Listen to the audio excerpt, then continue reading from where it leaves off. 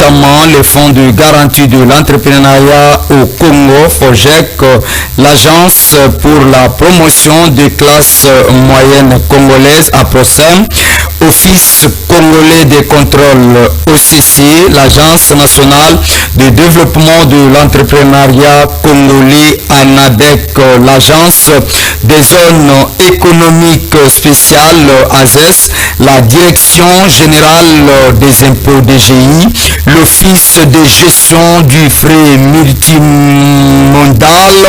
OGFREM, les fonds miniers pour les générations futures FOMIN, l'Agence de régulation et de contrôle des assurances ARECA, l'Office national d'identification de la population ONIP, l'Agence nationale du médicament ANAMED ainsi que l'autorité de régulation de la sous-traitance dans le secteur privé ARESP.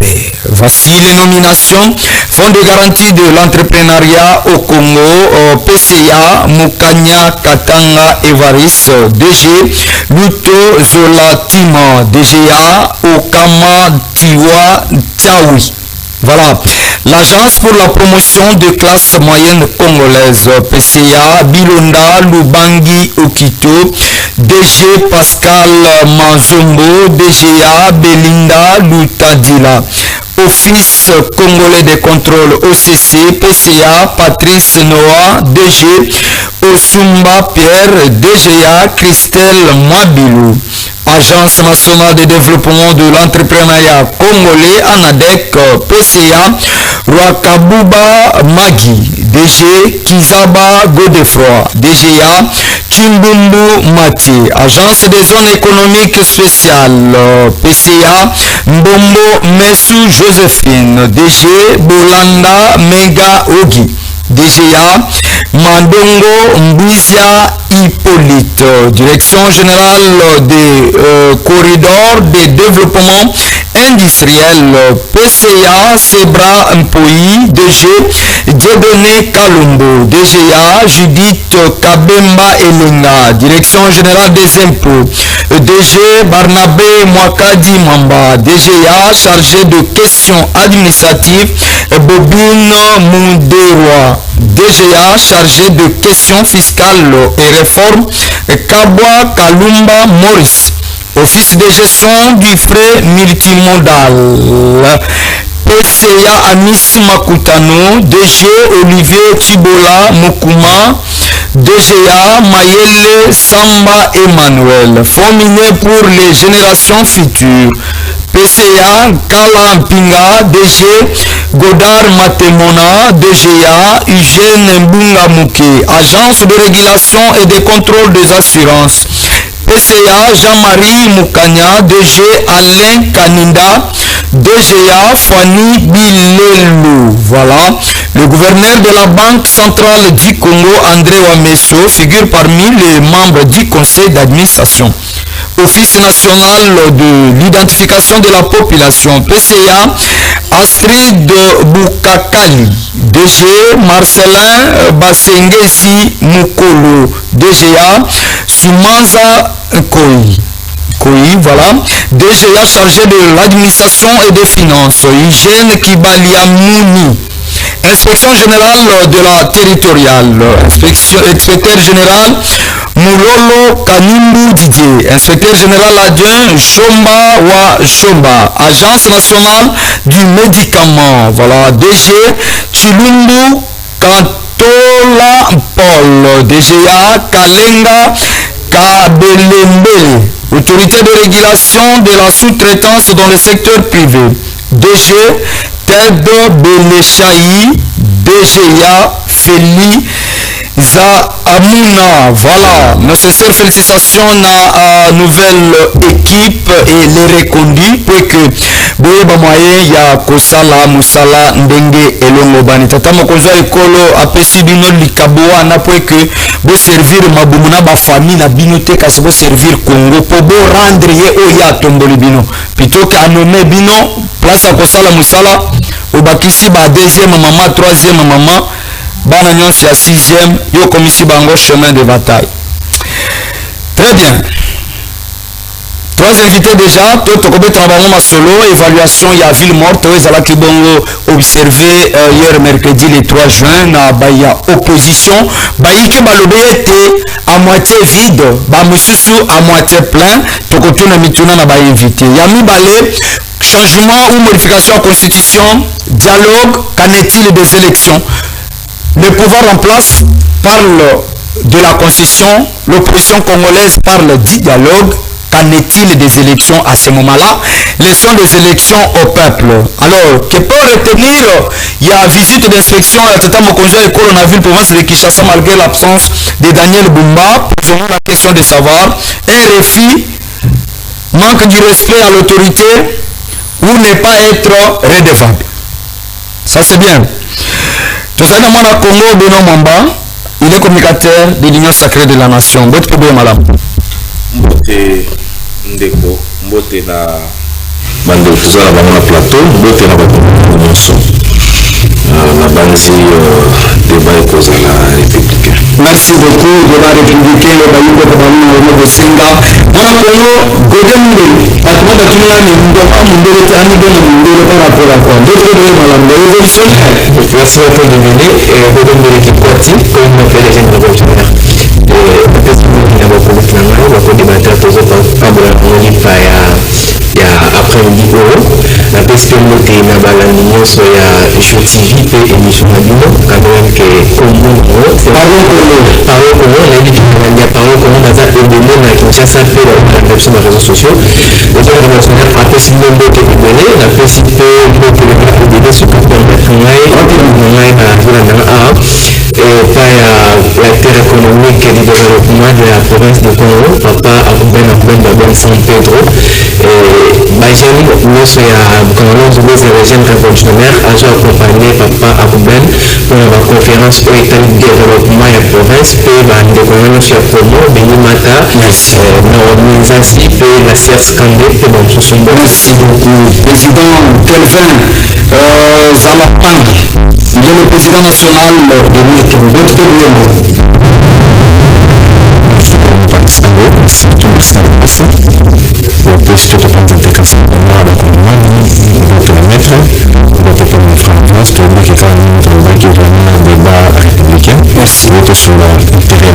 Merci.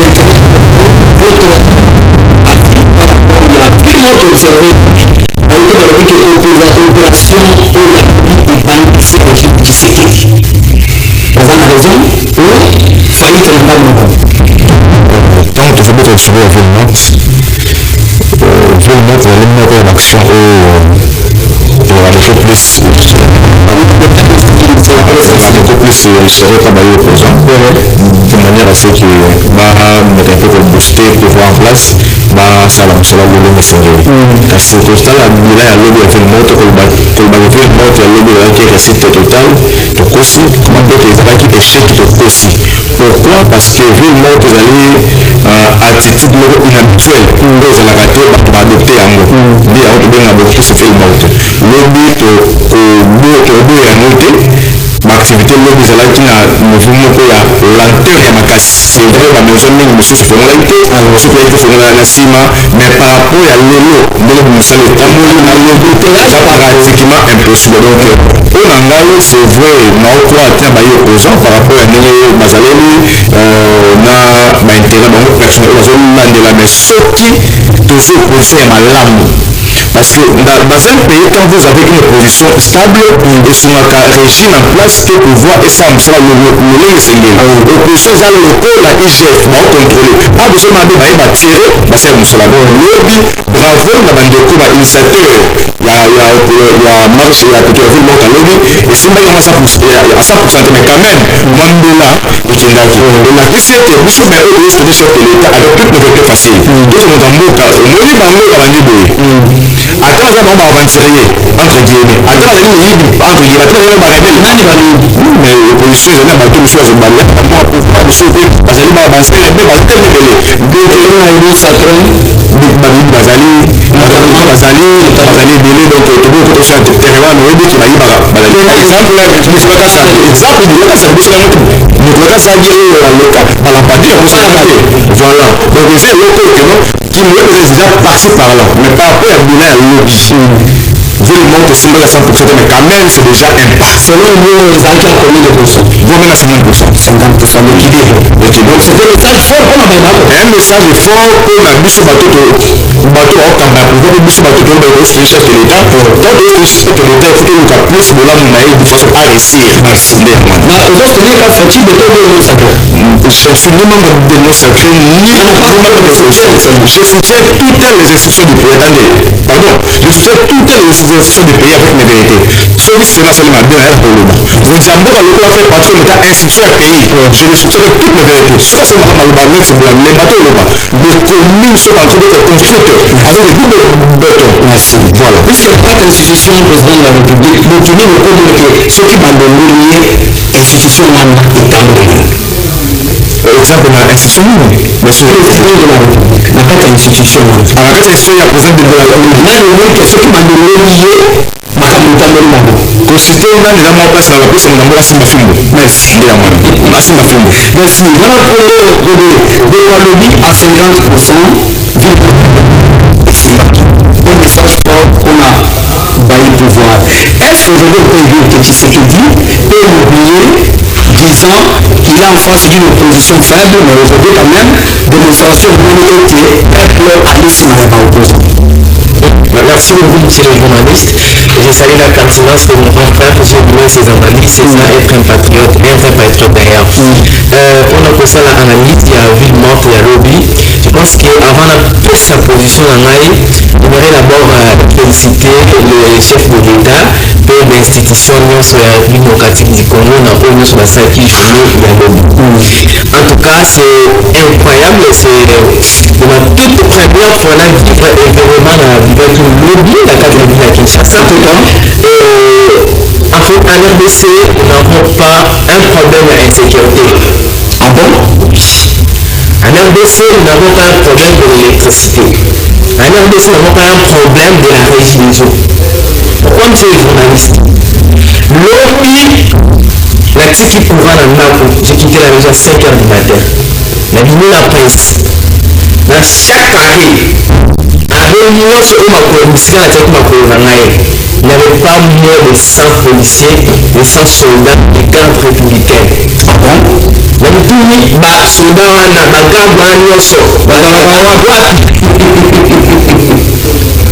dans ces élèves, on a un petit banda aéroport, on a un petit banda, si nous mettons la maroque partout, la question, on a un petit banda, est-ce que nous avons même le gouvernement là? On dit oui. Partout, chaque année, on n'est pas moins de 100 gardes républicains, moins de 100 policiers, moins de 100 soldats. Non. Bien équipés. Vous voulez nous comprendre? Mais je sais que l'électricité est ouverte en place. Je sais que les enfants déployer mis en place la sécurité. Mais si la sécurité en place, le client nous étions plus que sécurité. Même la plupart montrer à ma soldat, à ma garde, à ma police, à ma garde, nous tous les contrôles paquet bateau. Continue à vous. Mais la plupart de ceux qui m'ont dit parce que c'est le lobby. Nous, on pensait que dans nos imaginations, on ne savait pas aussi, si on a un problème pour la sécurité. Il y a un nombre, il y a un élément. Et plutôt, ce n'est pas ça le cas. C'est mieux, ça fait que la mauvaise foi, il y a notre pouvoir. Parce que Congolais ont souffert de sécurité. Congolais ont été marqués du matin, c'est l'initié, ça m'a braquage à tout moment. Maintenant, on va s'accater la police, on est en attaqué. Mais on a été tué par le pays. Les militaires demain vont enfermer la porte. S'il vous plaît. Non, je suis le journaliste à l'État congolais. Alors que les gens sont battus, alors qu'ils sont battus, ma gouvernement. Bien les gens à votre maison, la maison, donc nous avons été parce que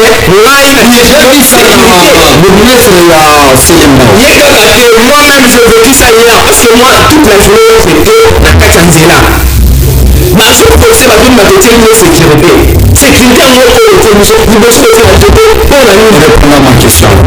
Pour répondre répondre à votre question, et salue et je félicite l'ensemble de l'opposition parce que l'union fait la force. Je pense que la unité, la union, la réussite, et moi je dirais totale. Parce que va confondre avec Makambo. Pour eux, ils savaient comme si, comme on dit, la ville morte, pour eux, ils considèrent comme si ça allait être une agression, ça allait être un combat, ça allait être une marche. Moi, je ne sais pas trop l'imagination c'était où.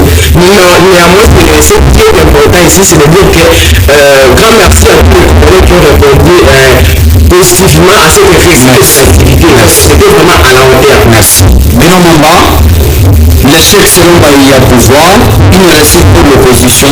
Est-ce qu'on peut dire aujourd'hui que Tshisekedi ne se retrouve pas devant une opposition faible, mais quand même une opposition réunie pour lui dire non au changement ou modification de la Constitution? Merci beaucoup pour la réponse. Tout simplement, je me pose des questions. Est-ce que tout ça dans le plateau, est-ce que Babima Kirobi, la situation où il est à Kirobi, qui Babimaki, est-ce que Bazalaki, dans le moment où Kabila Zalaki n'a pas connu, et que la salle comparaison entre ville morte pour l'activité, il est passé dans le organisé, n'a autre on a Kirobi. Ça c'est des détours. Qu'est-ce qu'on appelle ville morte? Ce sont des grandes questions pour se poser avant de répondre. C'est très important. Et une chose pédagogique, j'ai l'impression que tous les habitants sur le plateau, tous l'actualité en Boka, tous les parcours politiques de notre ans.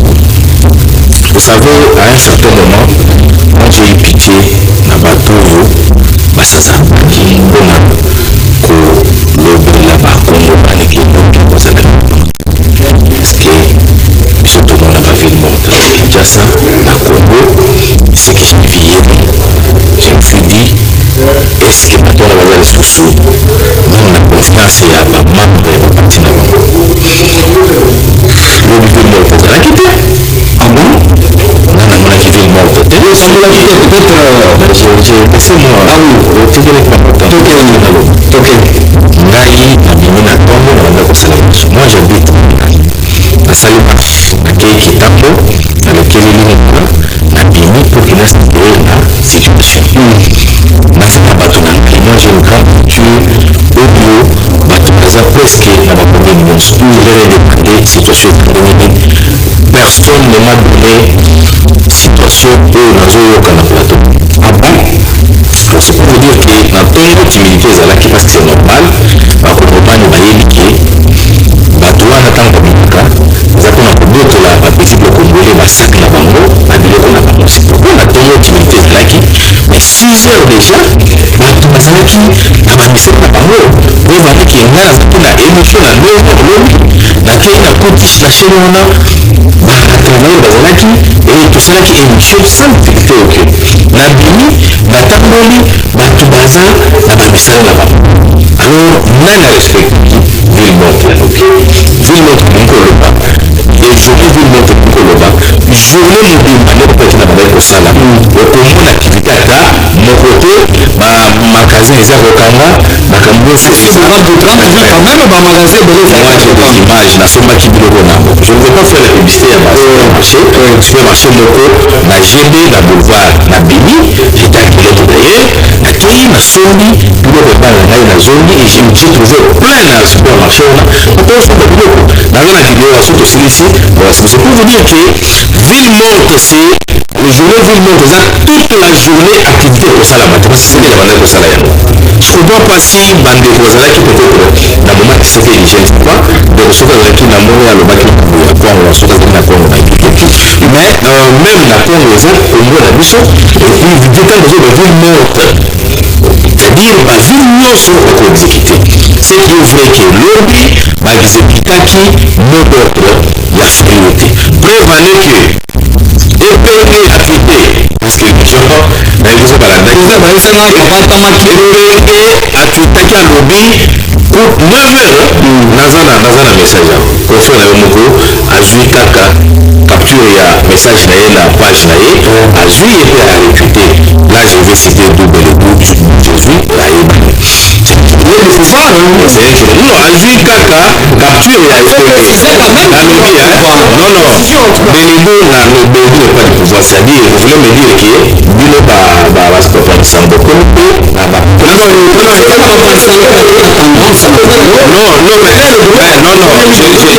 non, j'ai dit ceci.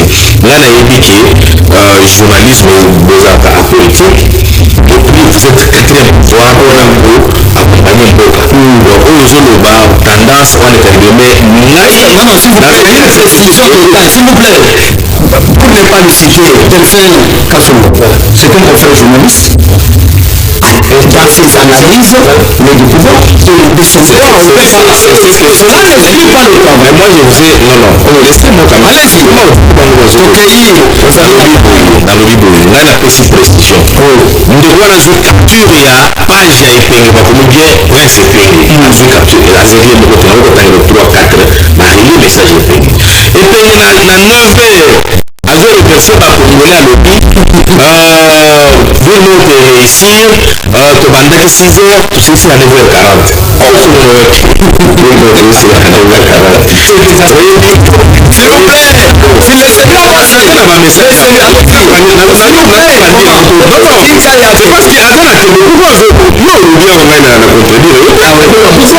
Non, j'ai dit ceci.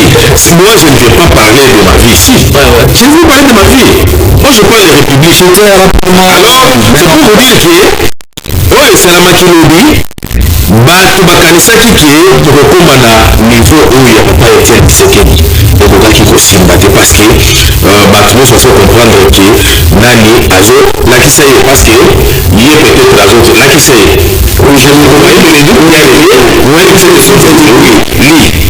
bato l'opposition congolaise et au peuple congolais pour la ville morte récite Genpo canton rouge direct à Kisala.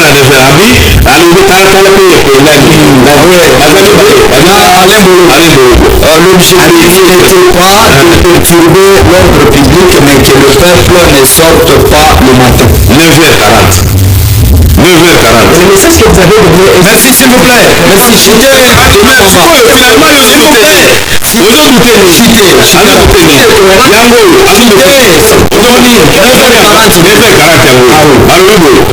Essoufflé et l'opposition annonce la fin de sa ville morte à 9h40 et se félicite d'une réussite imaginaire. C'est-à-dire ville morte bandit 6h pour la bango et 6 à 9h40. Merci. Ça c'est pingé. Merci. C'est pour vous dire que l'OPI peuple a déjà compris. Baji, il y a Fayulu, il y a Jean-Marc Kabon, il y a Vuvu, à comprendre Baji na bango. Et puis peuple a connu mature.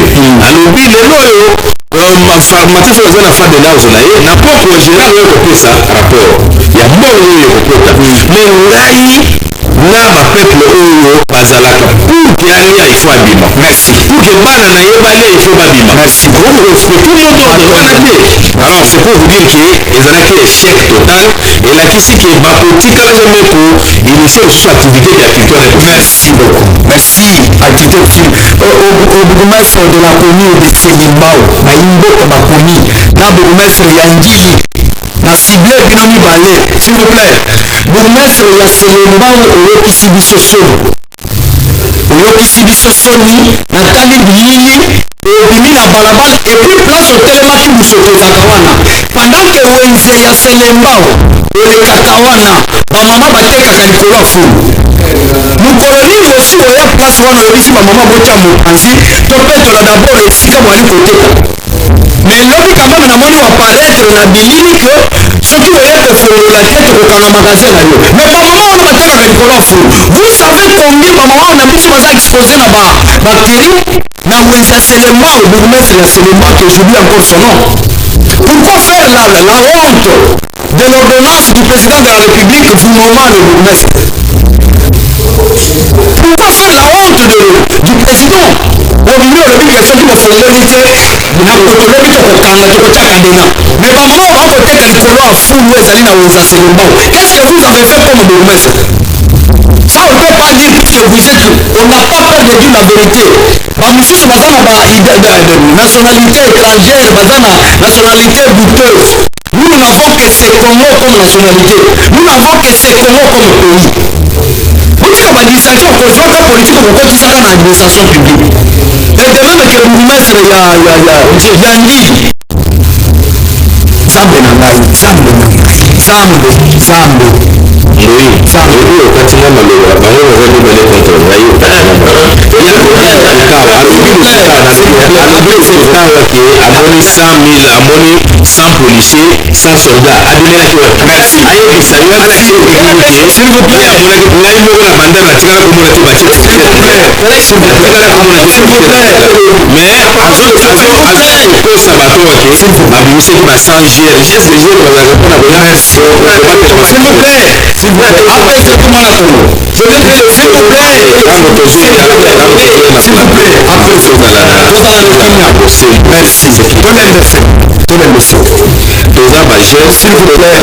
s'il vous plaît, merci beaucoup.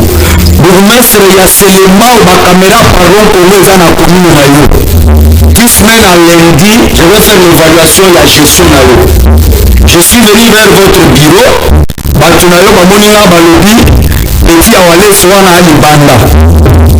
Okangela kinga porte. Mais c'était pour échanger avec vous. Na kiti na commune na yo na investiguer na moni makambo yike. Na bobimi na yo lobi.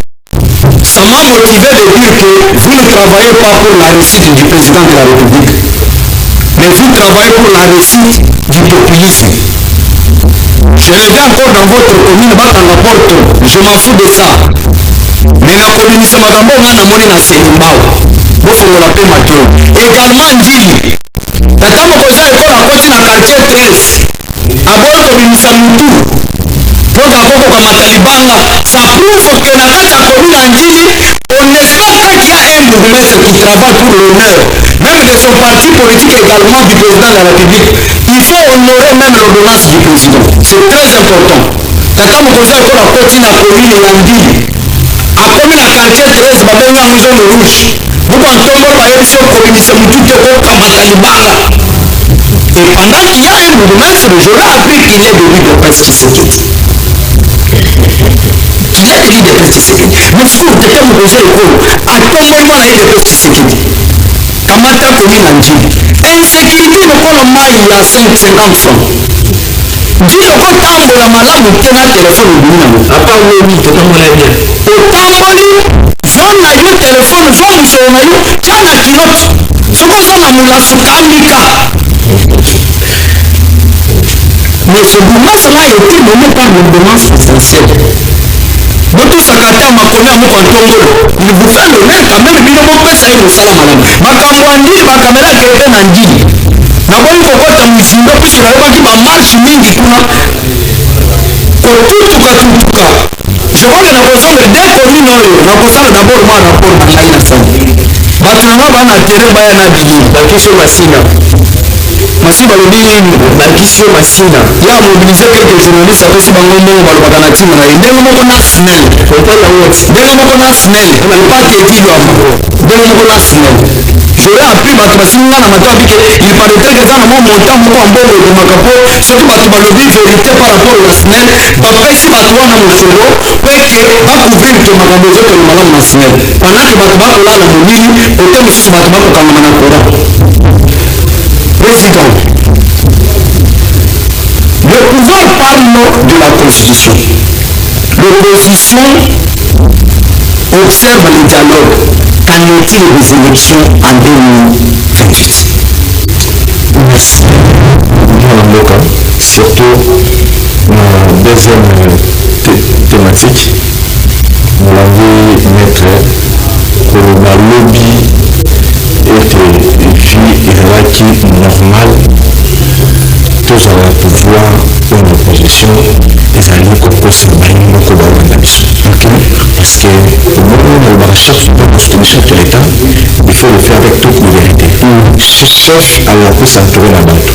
Nous avons beaucoup plus de chefs beaucoup plus qui j'allais le commissaire. Heureusement, il y a traiter la gestion s'il faut me critiquer, fais-le.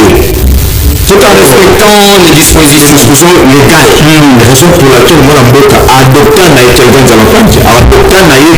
je soutiens l'institution avec toutes mes vérités. Dans les matins, chaque fois, le Tshisekedi est en train de travailler. Dans le moment, espoir et en France, il n'est pas beaucoup aidé cet homme. Chaque fois, et c'est dans l'université, que vous allez dans l'ancien Ipeniakal, dans la boulangerie, mais aujourd'hui, il peine et côtoie la bâtiment moderne. Dans le campus électrique, nous avons des universités modernes aujourd'hui. Maintenant, plutôt pour le bateau, Manzela pour pouvoir école des bons choses, ça fait ma commune de bénéficiaire de 18 km double béton. Donc, j'ai tombé à tête. Tu serais laissé pour ton machine de pièces. Comme le problème, nous sommes sortis. On s'en va nous ça là. Difficulté de ma place derrière moi. Si tu es ça, il y a un peu de monde. On s'en va nous ça là. Ma attention, est-ce que tu as ma tête? Il fait guetter. Je peux se marier. Mais si vous avez l'autre mal, vous m'avez tête. Dans le maya 8 heures. Dans le maya coup, dans 6 heures. Dans la base d'Angaï. Nafandi totala ndenge sisi basoeleka na komi na rela biso ya somida wana na taxi mettre bien sûr ma chocolat supermarché non c'est ça là qui supermarché je vois des supermarchés et ça là qui avec quelques magasins avec une dispositif sécurité na ba supermarché ezaki ya moyen parce que sécurité na bango que le sema na wana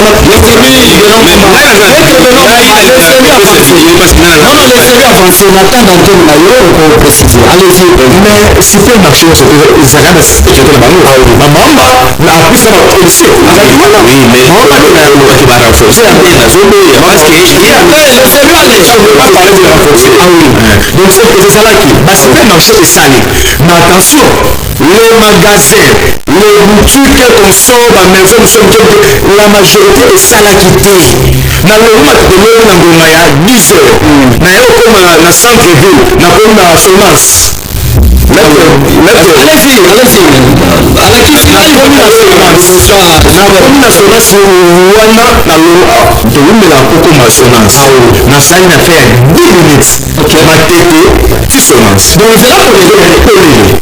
pour dire que circulation ezalaki na yango mais pas comme habitude nde yango wana on est défendre na yango c'est vrai au chef de l'état bakuna oyo une institution donc sango yo bato moko ya ça union sacrée là azali songa azali mec je suis mec avec toutes mes vérités chef de l'état yango travailler na kaso mouvement de vote pour la citoyenneté congolaise pour la lever merci beaucoup ya biso pour dire que l'autre ville morte esimbaki te à 100%. Il y a des chefs à 100%, mais quand même, au moment qui est non, quand même, observaki une fils qui est une ville morte. Donc, comme ça, on peut le conduire. Donc, on dit, changement, tu veux retirer un changement, tout ce marxisme est dialogue, ou élection en 2028, ou bien élection. Je crois que réponse wana moto azali mieux placé à répondre à moto wana ezali chef de l'état répondre biso na sorti université ya de classe alors entre les élections quoi encore la guerre le choix est clair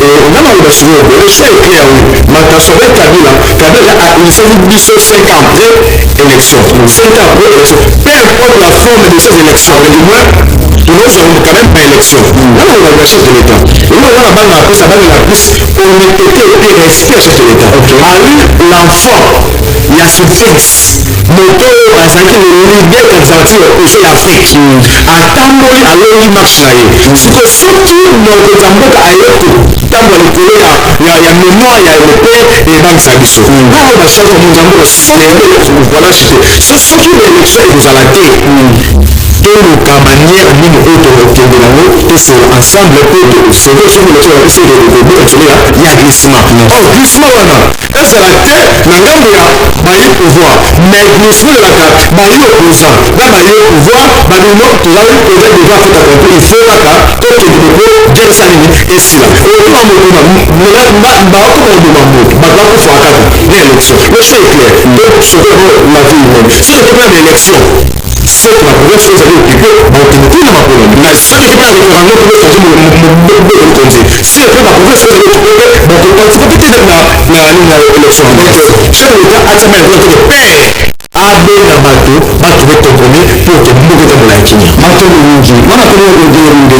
est-ce qu'aujourd'hui on peut dire que le président de la République la volonté serait il y a d'abord molo ça veut dire tout si c'est un changement à la constitution ou modification à quelques articles et par la suite aussi le Cambouya dialogue par la suite est-ce que selon nous tata mokonzi ekolo azali na principe ya komema biso ndambo tosisi baétape nyonso puisque opposition bali kosenga dialogue avant élection tata mokonzi ekolo ali kovise élection faut viser d'abord constitution avant élection et dialogue selon vous est-ce qu'on peut opter pour sauver le peuple congolais?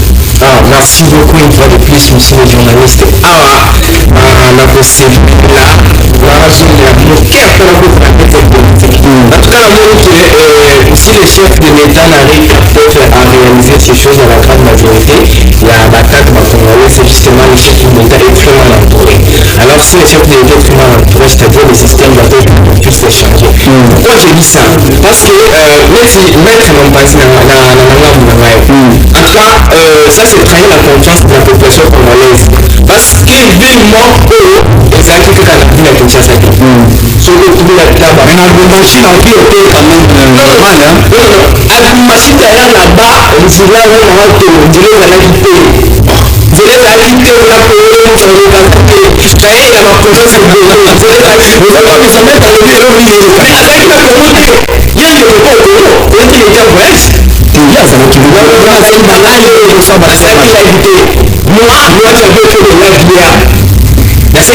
Moi, j'appelais ce duo Katanga, il sera quand même. Il y a quelques points où vous allez quand même libre, mais comme ça, on qui met le Seigneur. La machine a commencé à jouer le Seigneur. Allez-y. C'est votre droit là. Quand on dit que non, le peuple n'a pas respecté le mot d'ordre de Faïl. Bon, moi je dis ça, c'est une conférence parce que le mot d'ordre de Faïl, le mot d'ordre de Faïl, ça c'est madame, oui. Ça c'est un peu de problème. C'est un mot de Faïl, de l'opposition nationale exécutée. Alors, on va respecter le mot d'ordre de Faïl. Moi je pense que ça c'est une conférence. Dire que c'est une opposition en fait. C'est pas tout qu'on parle de l'opposition en fait. Oui, ça a une action prévisible sur le terrain. Vous en avez pas la question. C'est un projet qui est fort. Et c'est pas que vous faites une journée dans c'est un projet. Beaucoup de gens trop dans les réseaux sociaux. Non, même pas, on laisse ce terrain, de millions, la dualité, la ville monte tellement respectée. Est-ce que la ville monte, il y a été un petit séquence, a essayé la ville à lobby. Et moi, puis ça lui fait très localité. Mais premièrement, il faut savoir que la comparaison a raison. Mais deuxièmement, on compare que la ville à Kinshasa était remplie de non, il y a été un petit séquence de changement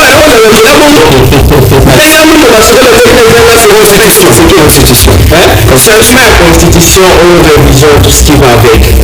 Est-ce que c'est une priorité d'avoir pour la population congolaise? On t'occupe de tout là. La communication, on va initier des marches là. Est-ce que c'est important aujourd'hui pour la population congolaise? Est-ce que ça répond aux attentes de la population congolaise?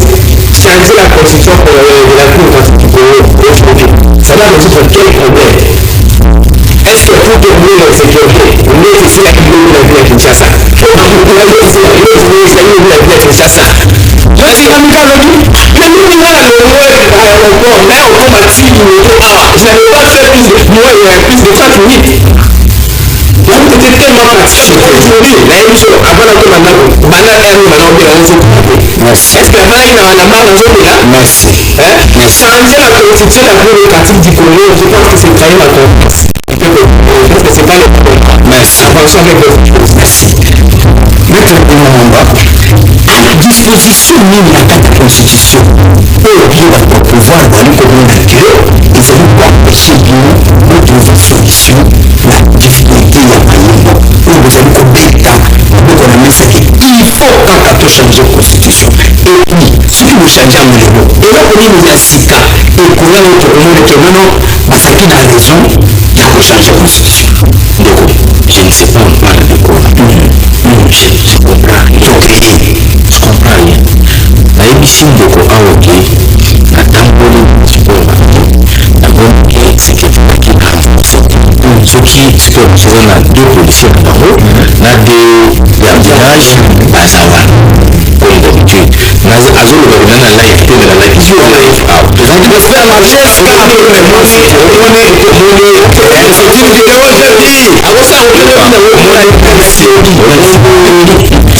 omoni tant tozoya na etandokea toza baéducateur de masse fo toza na bapression c'est très important ndeko azotatone parce que azolinga soutenir opposition non j'ai aimé la réflexion ya ndeko na ngai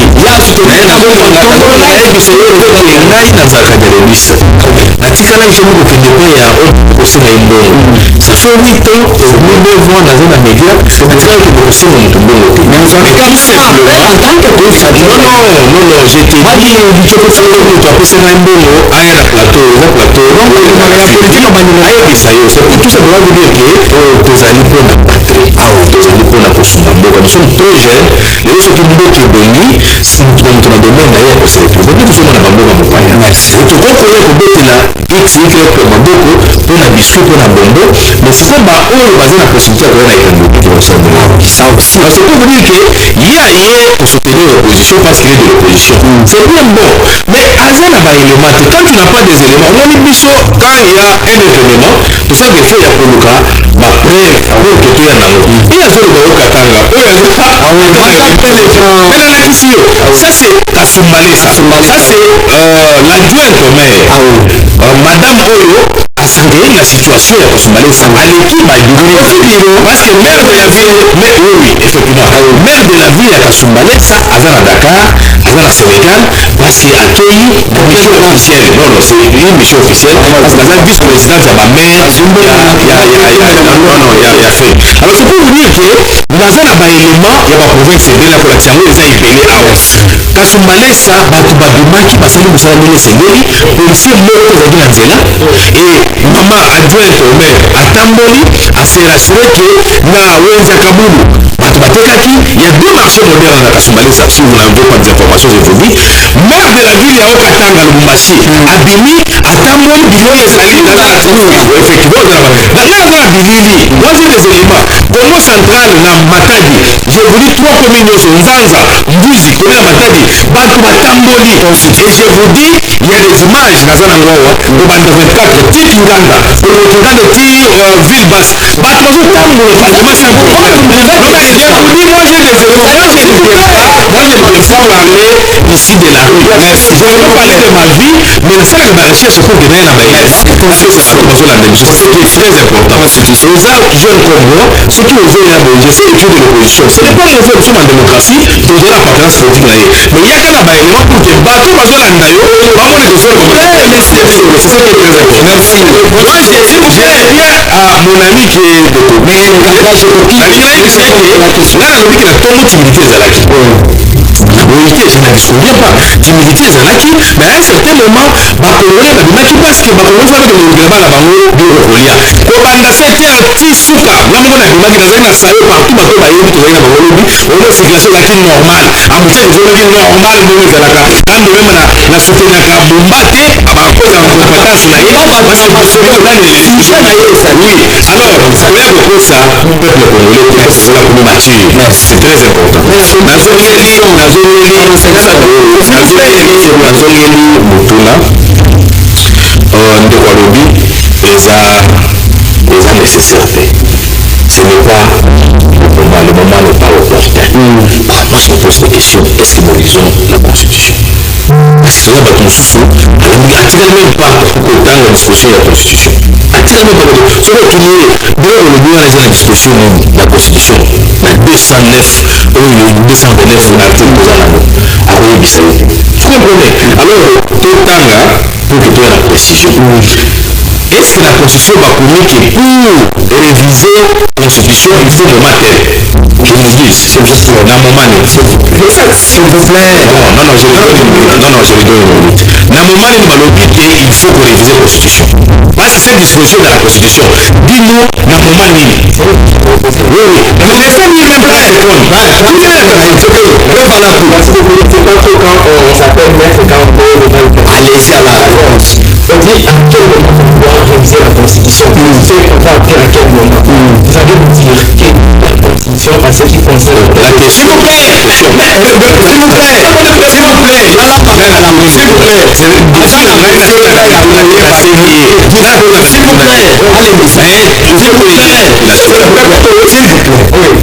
Souci ezali ke olobi ke esengeli kozela moto eloko elongozami osonga na ye ezali ke esa disposition moko na kati ya constitution oyo elobi ete na ntango songolo esengeli kosimba yango. Merci beaucoup parce que l'émission ça va devenir un caractère pédagogique. Vous ne pouvez pas être bafrança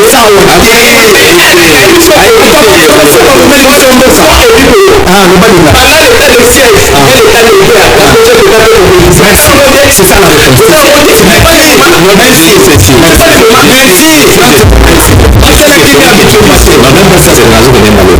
je suis étonné que tu dises ça.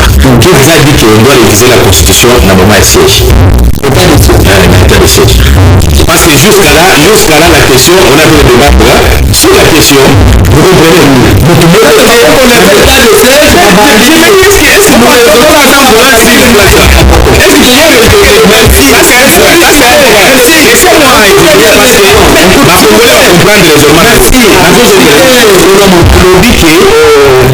Pourquoi changer la constitution? C'est ce qu'il a dit.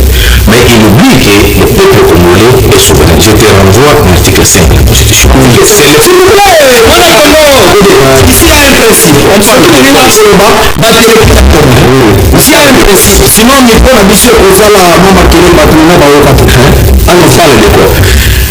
Donc, la majorité, ils ont une idée, ils ont pris ces idées, l'opposition à qui, constitution aux anamos, beaucoup de dispositions ne s'adaptent pas aux réalités aux anamos. Pour la majorité, et quelques Congolais, bazo semble que tu changes la constitution pour nous dans la 4e République.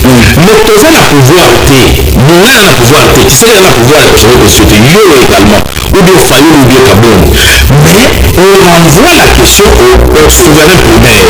Ça, c'est l'article 5 de la constitution. C'est le peuple, le dernier décideur, c'est le peuple congolais. C'est lui qui va décider. C'est par là que, au moins, nous avons le retour de la voix référendaire, ou bien, na représentant là. Donc, c'est à ce moment-là que le peuple va éclairer la situation. Mais soit il va accepter, soit il va refuser. Dit non, tu sais que les choses s'allient, Magamo, vous savez, qui est né, notre monsieur, aïe, c'est de la lèche. C'est très important. Moi, je pense que, là, dans un sentiment, j'ai toujours dit que on peut réviser la constitution parce que la disposition est dans la constitution. La constitution elle-même prévoit cette disposition. Mais les changements, c'est le peuple qui va décider. Vous comprenez? Je suis clair. Alors pourquoi nous les disons? De Konanga? Vous vous souviendrez qu'il y a beaucoup de choses dans la constitution. Au Congo, qui voulaient au Bénin, des autres ça a fait en sorte que nous, on a besoin de il y a même une monde qui moi je crois, moi je suis déjà qui pense que il faut abolir l'Assemblée provinciale. Il faut abolir ça.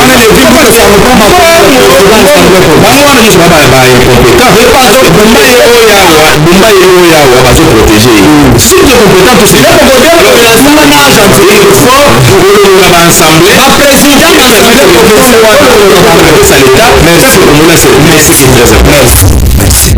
nana kosala contre campagne ya baprésident banso baopposition bazala baprésident ya baassemblée provinciale même au niveau national bazoprêche le banzambe liboso bapêcheur te mwana kongo retard bango balobi biloko ya retard nde kamere azalaki vise kuna balongoli ye na pêcheur mpo empêche démarche ya constitution te sikoyo awa balobi bino baya pouvoir bolobela constitution opposition bali kolobela dialogue peuple ali kozela élection moto moko atomisa alobi ke boso bosanga ke bavrai opposant baza na kati ya union sacré bafrustre oyo basiliki ata mokonzi ya ekolo mais baza récompense te.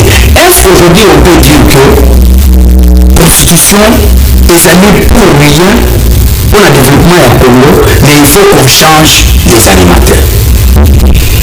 Merci beaucoup Benoît Delors. Merci beaucoup à Congolais l'Union Soba Colonabiso à tous les 4 points de la République démocratique du Congo. Merci na bakodebateur na ngai oyo nakutani na bango mokolo na lelo senga bango zimaso mote senga makoloba maza na polisi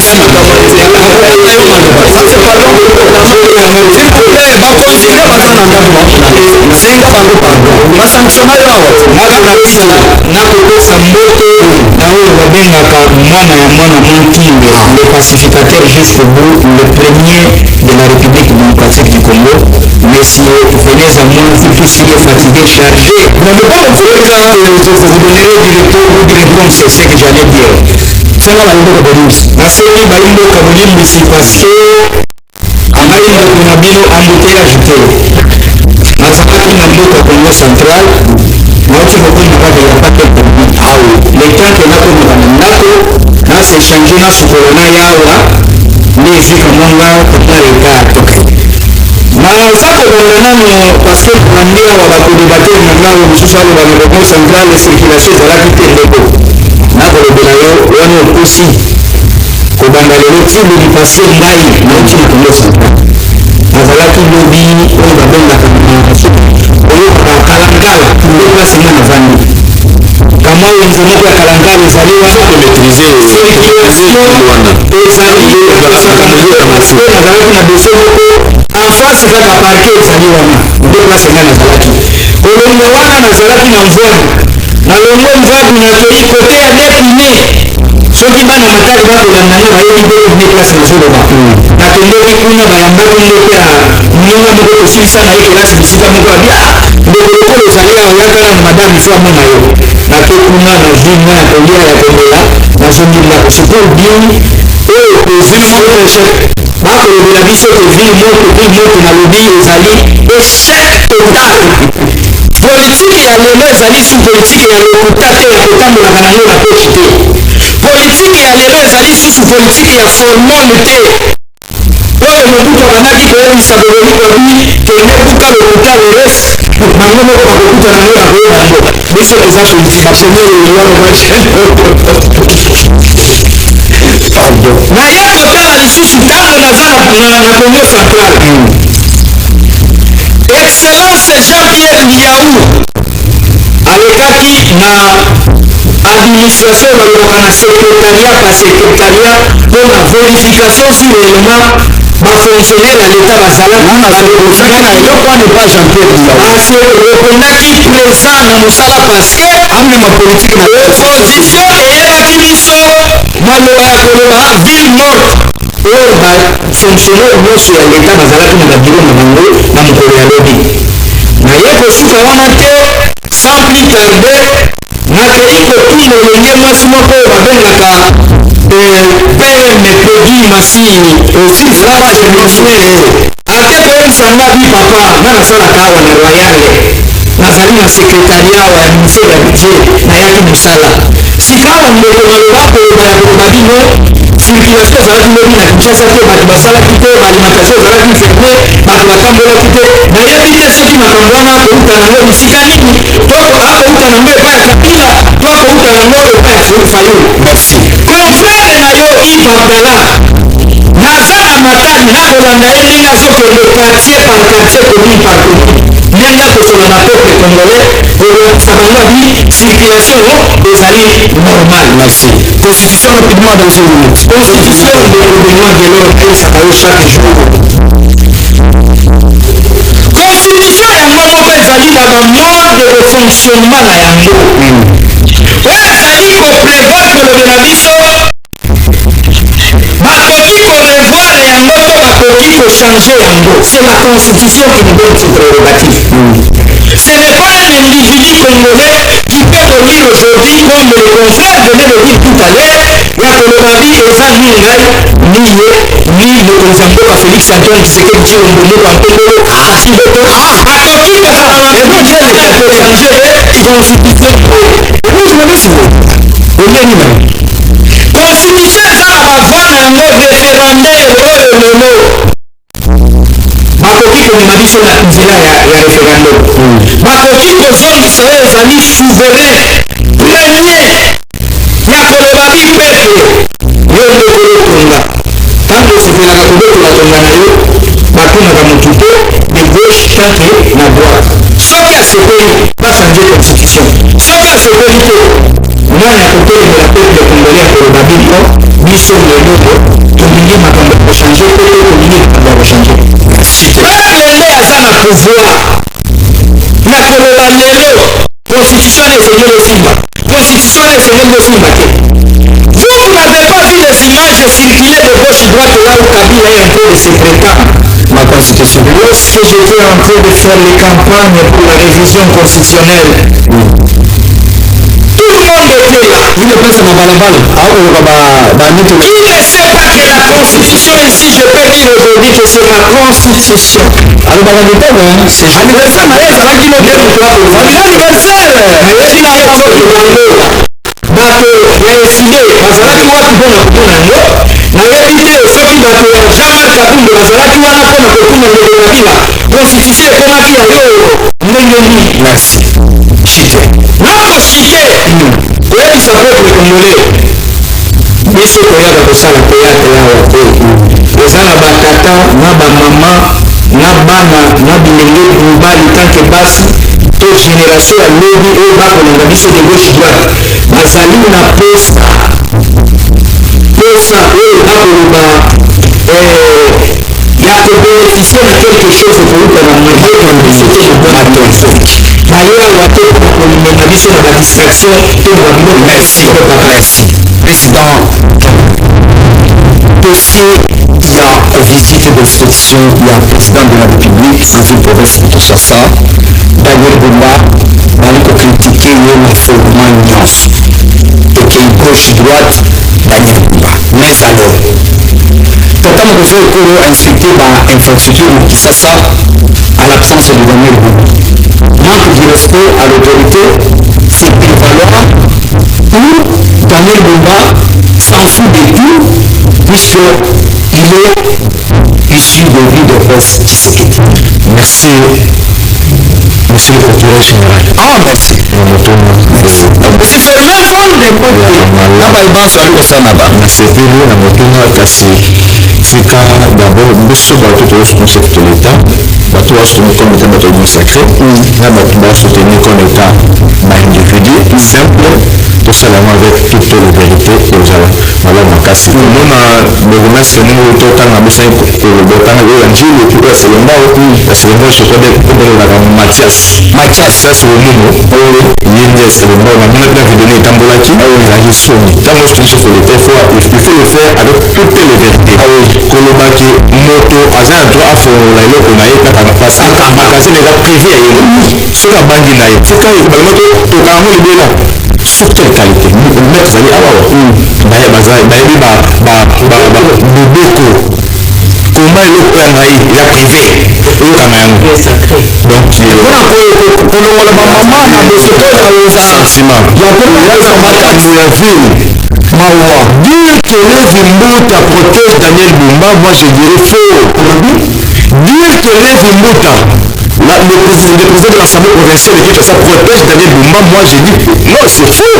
Qui le député la Nagibé Moukane, je sais pas ça, Mugamba, peuple, il y a bon foula. C'est faux. D'ailleurs, j'ai tout le preuve. Pourquoi je dis c'est faux?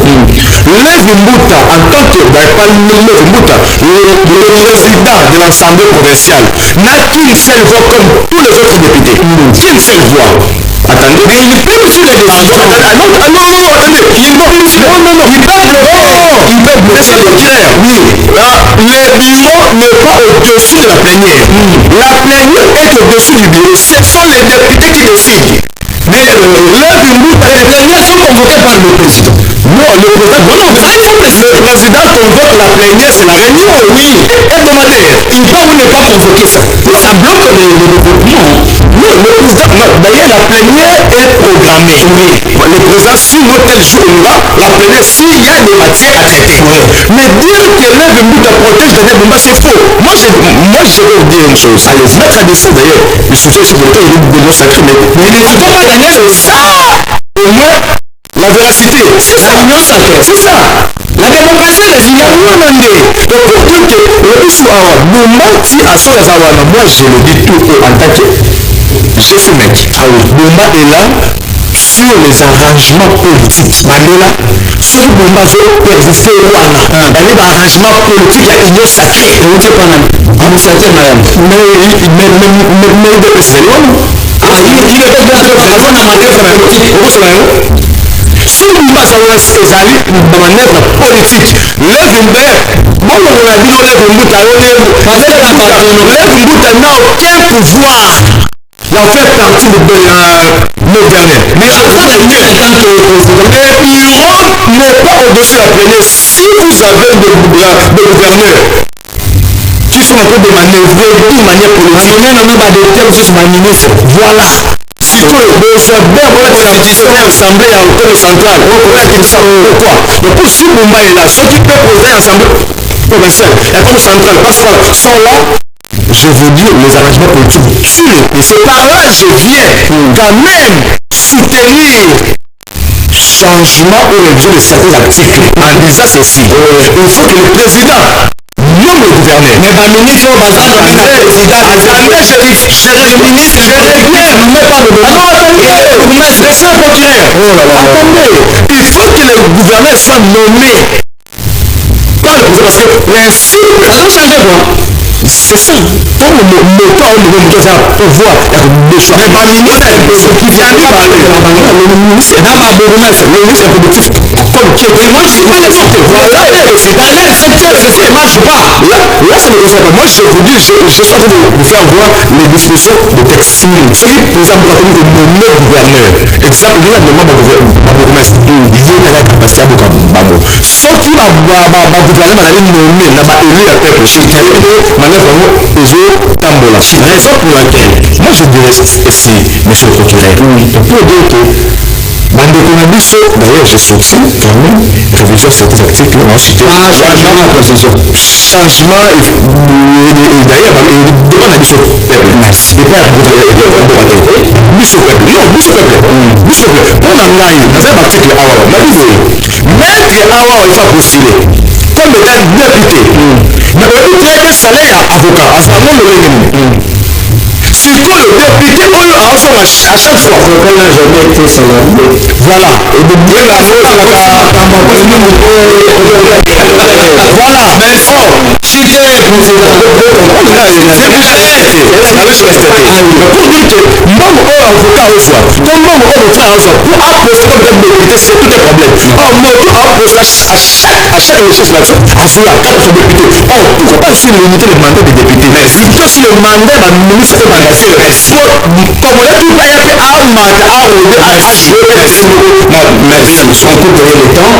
Désolé, Mme Kolanda, on change de disposition pour permettre à l'ami qui est sur ce plateau de prendre la parole. Maître, Kinshasa et le gouvernement Daniel Bumba, basé dans le gouvernement national de finance le titre de l'ONG.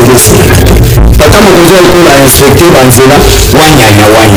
Tout le bakena Kinshasa parle de la Bumba et Tikani, wanyanya.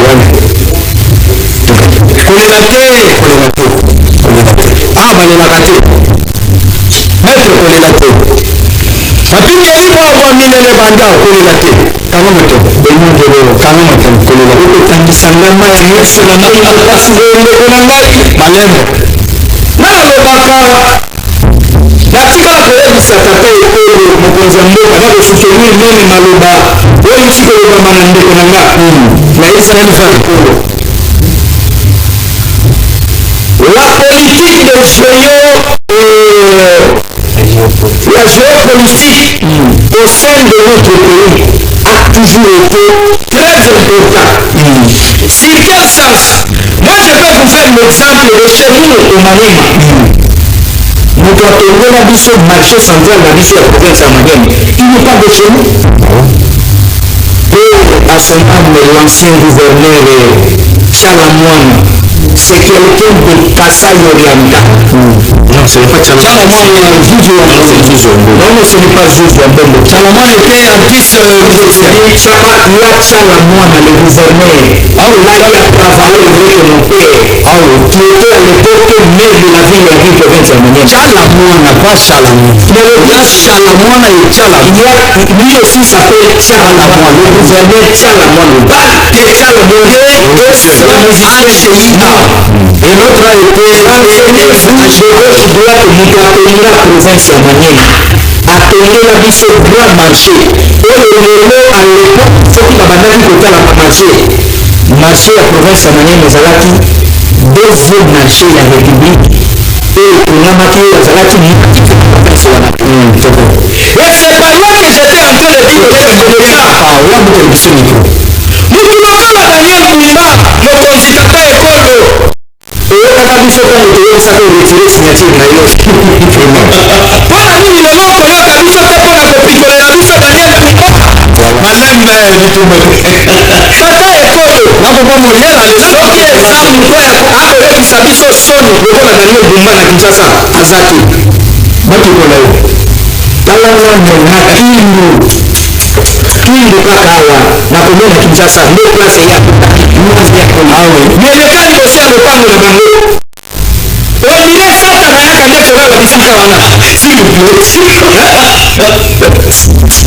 lelo kaka tozwi na kisa ya 2 jours à 4 jours passé tata ekolo lekaki na marché sables leka sikoyo on dirait angelu nde ayaki koleka mutu nyonso akoleka bisika wana banda kaka commerce ekokasa bakati france kasavukolele oniro angelu nde elekaki atiki solo ya malasi na tulekani nde bisika wana fatini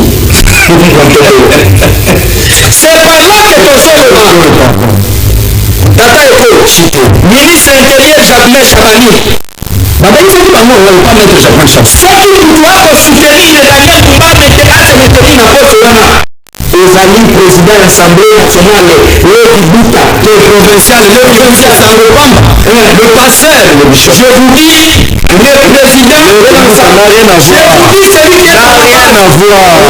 Posez-vous la question.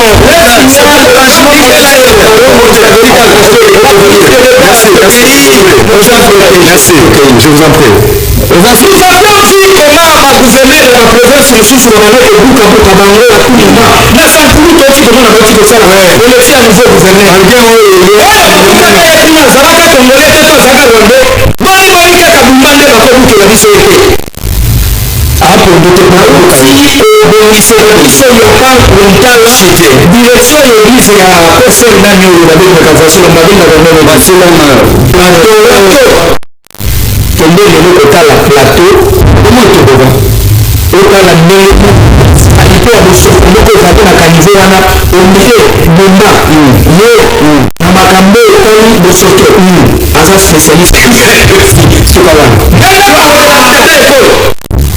soki obimisa biso bumba te osala yoni balakisa mokonzi bosaki te biso moko tokokola bomba wana tokosetre okomona te gouverneur le plus sale du bloc c'est Daniel Moumba s'il vous plaît les langues sont nécessaires maman Moukou Kasuka s'il t'approprié s'il vous plaît yes apaisez-vous les langues sont nécessaires gouverneur ya Naïa Moïse Kabonkou Moïse pas le propriétaire de ce s'il vous plaît s'il vous plaît s'il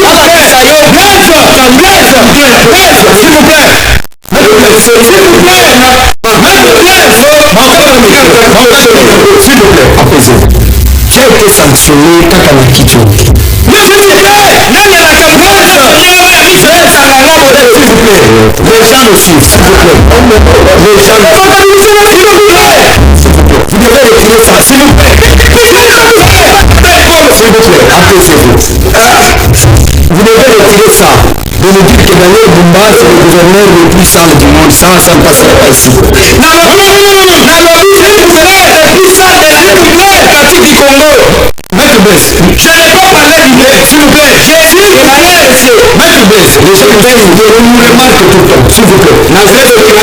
S'il vous plaît, engage chez moi, Bomba Aza Salité, vous devez retirer ça sur ce plateau. Je retire. Merci. Apaisez-vous. Apaisez-vous, vous n'avez pas parole. Respectons ceux qui nous suivent, s'il vous plaît. Respectons ceux qui nous suivent. Ce plateau, il y a des principes. Il y a des principes ici. Nous sommes reprochés même de déjouer, tout le monde nous reproche. Ici, il y a un principe. Nous nous avons dit sur le plateau, s'il vous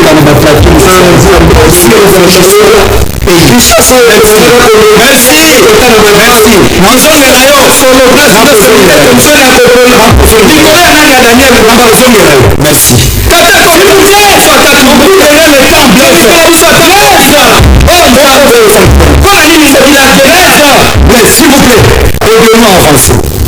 Bon, ma émotion, bon. Ce qu'on a un problème là, Daniel Bumba, on a un problème apaisez-vous. Les gens nous suivent, s'il vous plaît. Non,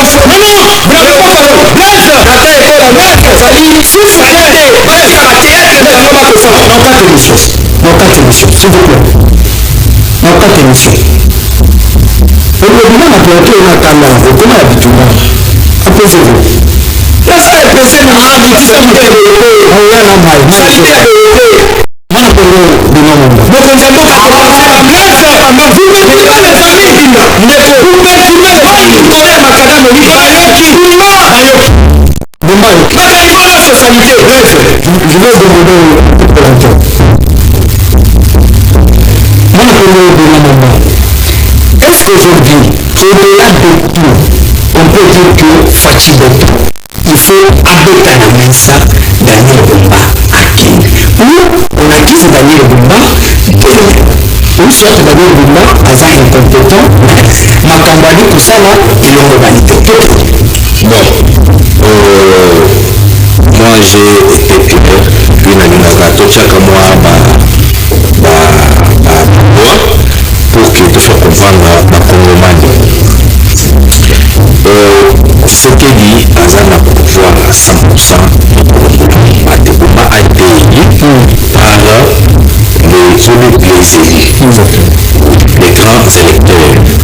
Alors, Bango, nous sommes censés contrôler le gouvernement Yabumba, pour évaluer Yango, pour ça, la Banibeku, pour le fonctionnement de la province de Kinshasa. C'est là où je dis que, na début, dans la Lobakata, Bumba Memaki, programme de l'Assemblée provinciale, j'avais dit que Bumba a un programme de Malam et que Bumba a réussi. Et aujourd'hui, tout le monde me donne raison. Tout le monde me donne tout ça. Non, j'ai dit non.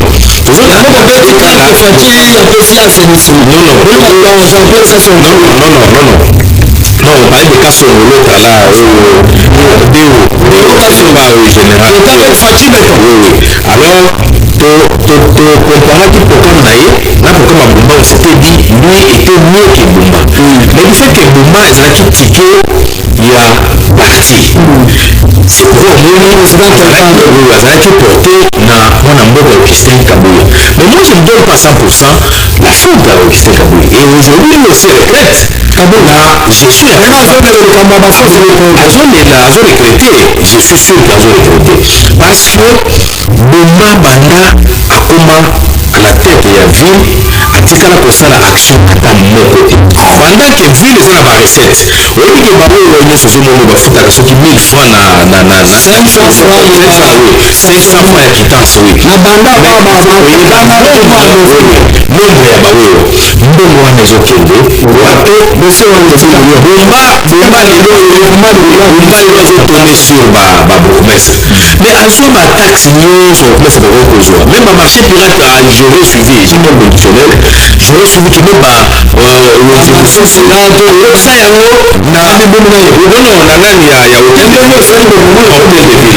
alors c'est pour vous dire que à centraliser ma recette et à ville, mais à ce qu'on reconnaît les rétrocessions. Il banda pesa ma Bourgmestre wana 20 000 $.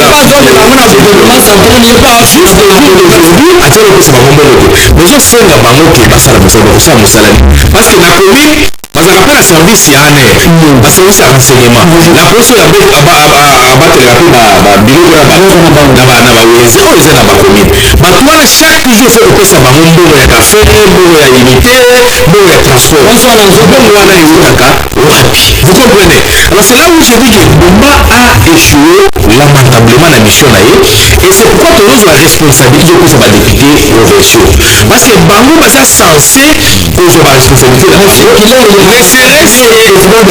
laissez-moi enchaîner quand même baidepute ne serait-ce que kobengisa Bumba na assemblée même question wana avec débat ou bien pour que ayebisa bakinois c'est là où aussi moi je me demande président ya assemblée provinciale quand même de oiseaux parce que moto koaligner le poids à l'ordre du jour c'est le président parce que avant plénière yo esanganaka basolomo bayebi batali banini baproposition nini bakoteli biso nini proposition eza prioritaire pour que toaligner mais député oyo ya monga fula mais oui akotaki question orale avec débat mais c'est risque Bumba aya kosexplique est-ce que bakinois mbongo ya vignette mbongo ya contrôle technique mbongo nyonso ezopesa ezokende parce que batravaux nyonso eza na ville ya Kinshasa eza batravaux ya gouvernement financé par le gouvernement central fo explique bakinois bayeba ye ndenge ozomona incompétent mosusu edile wana azotambola na caméra ayebi même pas koloba laissez-moi edile natikala koloba te biso oyokaka nalobi koloba oyo nazoloba bakilo bazokomprendre natikala koloba te alors c'est pour vous dire que toza awa mpona koakompagne baincompétent te toza awa parce que mokonzi moko ozala mpe na bilan na province ville de Kinshasa à la fin ya mandat na ye oloba keno naokatanga nasali boye mais na Kinshasa mpe nasali boye pourquoi tout ça Bumba aza entouré na baincompétent oui je vous dis nayebisaka Bumba une fois que nous avons des experts akokote yo même kama bambotage oyo ona une expert esi atambolaka okolandaka ye oyebi ye mpe komanda ye bakokongasa ayebisaka ye ke omoni parce il est pilote aza expert na transport il est chercheur na tourisme et agriculture ayebisaka Bumba na bamédia nyonso ya moyen aussi ça embouteillage mais c'est possible ayebisaka ye ayebisa ye makambo ya train urbain expliquer comment est-ce que tokomi na bacarrefour wana tokoaccepte te ke bamotele esalama ayebisaki c'est possible mais Bumba lokola alingi kaka force du progrès bakopine na ye bakopi mwasi na kelekele na ye c'est pourquoi omoni tokomi na niveau c'est pourquoi moi je dis ceci Bumba non seulement balongo na ye na badepute provinciaux batanga Bumba basambisa ye en public même na salle de parti pour que bakinois non mais c'est ça que je dis c'est sérieux c'est ça que je dis c'est sérieux basambisa ye même na salle de marché sofoya explique bakino ke mbongo ezokota banda koma na tete ya ville asali nango nini parce que tozomona eloko asali na mbongo wana te c'est ce qui est plus important badepute bazwa baresponsabilité lobi bakozwa pour ke tovote bango bakino ifo kofongola miso parce que c'est le moment ya kolakisa ke biso tozokontrole gouvernement provincial banzela tika ta mokonzi yango asilikaka na bazando alobaka na chambre de l'église azoloba azointerpele bango indirectement bazokomprendre soki nga nazalaki président assemblée provinciale obe badepute provinciaux jour wana jour kaka mokonzi ngo basilikaki na zando c'était le jour oyo ifale Bumba akende le jour oyo ifale Bumba akende non mais il le condamné parce que ye aza la institution merci mpona kosokokali assainissement ya merci kokamana nini mais ata bazosala seye mais c'est pour dire parole blesse apose comme mokonzi parole auto bato oyoko retard même akoya retard nana motie bilo central problème place ndekaliakasi biso opesi Daniel Bumba traqué de tous côtés ndeko alobi ke problème ezali baarrangement politique ndeko alobi programme na ye asetelaki nango te ndeko alobi ke ye mpenza aye kofavorize mpenza bosoto na Kinshasa kasi est-ce que problème ezali ya baparti politique oyo bali kotinda bacandidat problème eza badepute provinciaux oyo bali kosala choix ndenge esengeli te to bagouverneur bango moko na mitu bayebi oyo bakosala te est-ce que vous permettez de Non, allez-y, c'est moi qui dois les minutes. S'il vous plaît, je vais sécuriser les minutes. S'il vous plaît. Non, s'il vous plaît, cela ne me regarde pas. Je vais répondre à ma question. C'est moi qui gère les minutes. J'ai dit, c'est moi qui gère les minutes. C'est moi qui vous donne les minutes. Je sais comment vous donnez les minutes au trio Moko. On a changé de disposition que ça n'a rien à foutre. Pour que tu aies le temps. Hein? J'avais bien compris. Non. Moi, s'il vous plaît, ne soyez pas fichés. Nalingana et pas Inalo, n'a jamais pas blessé de tel que vous avez demandé à l'opposition. J'essaie de vous donner beaucoup de minutes pour que vous recadrez. Et ça, c'est ma bête. Allez, vous avez 5 minutes. Vous êtes privilégié. Allez-y. Moi, je connais très bien. C'est ça la réunion. Merci beaucoup. Une émission sur la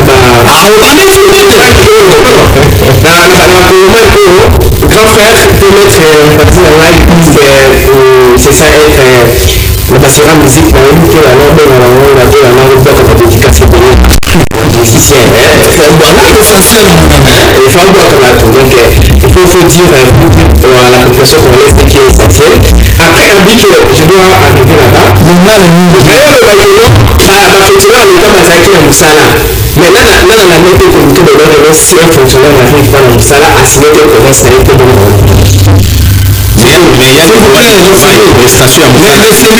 C'est une matière. Laissez-lui aller. Allez-y. Deuxièmement, avec le nom de la laissez-lui aller. Laissez-lui aller, il est seul. S'il vous plaît. S'il vous plaît. Je viens, s'il vous plaît. S'il vous plaît.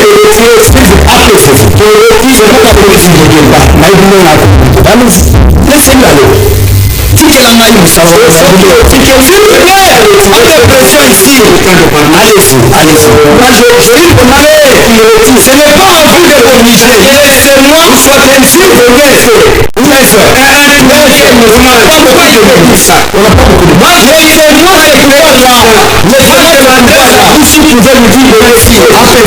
C'est moi qui gère ça. Moi, je vais peut-être la personne à mais je n'ai pas le faire des débats. Je tiens bien le débat.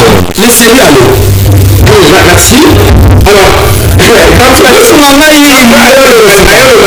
pas des attaques personnelles. Pas Israël qui n'a pas traduit la Kinshasa. Non, n'entrez pas dans les dossiers passés. Mais nous sommes en train de faire une analyse rétrospective. Laissez-moi un peu le temps alors que les grands frères a dit. Alors, pour que vous avancez, pour ne pas stresser les émotions, vous retirez le qualificatif que vous avez annoncé au produit. Bon, ça c'est pas d'ailleurs difficile. Non, ça c'est mon grand frère que je respecte. Vous retirez. Et je retire ça. Ne répétez pas les qualificatifs aux émotions. Bon, le Molana, il a planté la bataille personnelle. On a réfléchi sur ce qu'on peut faire comme beaucoup tout. Merci. Deuxièmement, quand vous avez la bataille, c'est normal. C'est normal de nous choisir le Molana. Tout le monde se fait là. Nous faisons une mise en œuvre qui nous se fait. C'est normal. Parce que j'ai compris qu'il est en bataille. Il n'a pas vécu l'histoire congolaise par rapport à la frontière. Moi, j'ai suivi mes amis de l'ambassadeur de puisque j'avais pas l'impression de nous se former qui a bien. Elle dit que la Kinshasa, il s'appelle le mouvement. Vous pouvez savoir cette situation normale. Information. La vague, la zone avec non, laissez-lui aller. Moi, je ne suis pas sur un téléphone.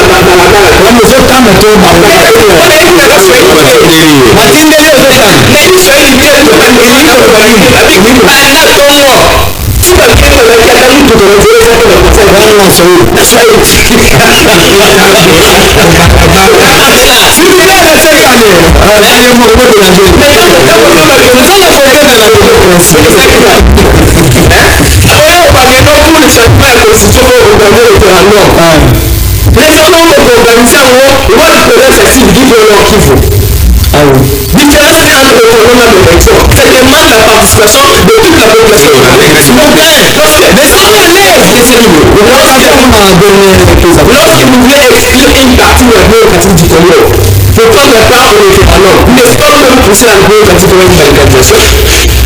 N'est-ce pas même s'exprimer à la population que de l'autre côté, avoir une légitimité à la constitution qui sera émise de l'autre côté? Est-ce que la population congolaise est une population qui doit être mobilisée? Et si comme on a puisque déjà dans le fond la méthode politique la mino, est-ce que nous sommes amenés comme madame de changer constitution pour nous passer la carte? Pourquoi on demande qu'on appelle la carte à confusion? La carte à confusion, la carte à mouvement. On n'a pas de pouvoir. Mais c'est vraiment de l'autre côté.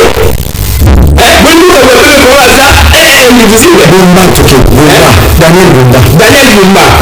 La famille n'a pas de grand frère. Nous, personnellement, normal. C'est pour ça que nous avons dit que il faut donner le béquin à l'opposition. Et ça va le béquin à la mais parce que c'est normal, moi je ne vois pas la présence de Bumba seul. Or, c'est tout pour ça, ici, tout tel système qui doit être. Quel système de suite? Si c'est le retour maintenant de la politique, pourquoi dans la Madrid, l'offre de système du système, nous, dans la dirigé par qui? Pardon? Car MD, qu'est-ce qui a la vision de la démocratie du Congo? Mais c'est le théâtre. C'est pas le bon gouvernement de Congo. Allez, comme moi, le temps, pour le faire, on fait un dialogue. Bon, on fait un dialogue tout le temps. Algérie. Nous devons changer la commande. C'est le système. Parce que j'ai dit que Daniel Bumba, je suis en train de citer une citation d'un auteur qui a dit changer les gens sans transformer la manière de gouverner ou de la gouvernance, c'est comme peinturer un mur fissuré avec des formations bâties. Et nous devons là. Si on dit que l'on peut changer Daniel Bumba, la film, parce que la politique c'est comme un scénario. Lorsque vous arrivez à changer les acteurs dans un scénario, plutôt dans un film, sans changer le scénario, c'est comme si c'était une mise en scène qui s'est en train de se répéter. Attends le moment quand Daniel Bumba